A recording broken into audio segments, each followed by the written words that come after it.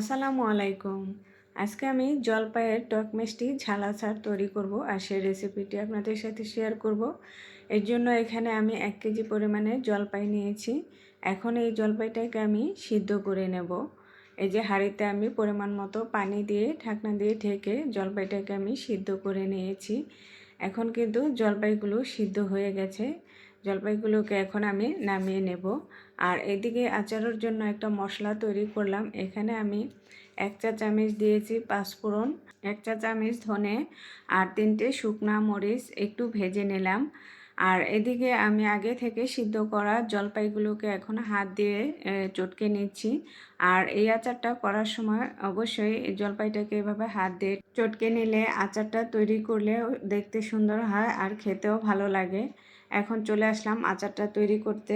সেজন্য কড়াইতে আমি চায়ের কাপে 1 কাপ সরিষার তেল দিয়ে দিলাম, সাথে দিলাম 1 চা চামচ পাঁচফোড়ন, একটা তেজপাতা আর 2টা শুকনো মরিচ। আর এখানে দিলাম আমি 1 টেবিল চামচ রসুন বাটা। এখন এই মশলাগুলোকে আমি একটু ভেজে নেব। আর মশলাটা যখন ভাজা হয়ে যাবে তখন এর মধ্যে দিয়ে দেব আগে থেকে সিদ্ধ করা জলপাইগুলো। আর জলপাইগুলো দেওয়ার পর কিন্তু আমি তেলের সাথে ভালোভাবে নেড়েচেড়ে একটু মিশিয়ে নিচ্ছি আর ভেজেও নিচ্ছি একটু। আর অল্প কিছু সময় ভাজার পর এখানে আমি দিয়ে দিচ্ছি চিনি। এখানে আমি চায়ের কাপে 1 কাপ চিনি দিলাম। কিন্তু আমার জলপাইটা অনেক বেশি টক ছিল, পরবর্তী সময় কিন্তু আমি আরও 1 কাপ চিনি অ্যাড করেছি। আর এই আচারটা আমার ছোট ছেলে খুবই পছন্দের, আর সেই জন্য একটু মিষ্টি করেই তৈরি করব। আর আপনারা আপনাদের স্বাদ অনুযায়ী কিন্তু মিষ্টিটা দিয়ে দিবেন। আর এখন আচারের কালারটা কিন্তু অনেকটাই চেঞ্জ হয়ে গেছে। আর এখন দিয়ে দিচ্ছি কিছু পরিমাণে লবণ। আর আগে যে মশলাটা তৈরি করেছি সেটা আমি পাটাতে বেটে দিয়ে দিলাম। আর এই যে দেখতে পাচ্ছেন মাশাআল্লাহ কতটা লোভনীয় কালার এসেছে। আচারটা সত্যিই দেখতে যেমন সুন্দর হয়েছে আর খেতেও খুব ভালো হয়েছিল।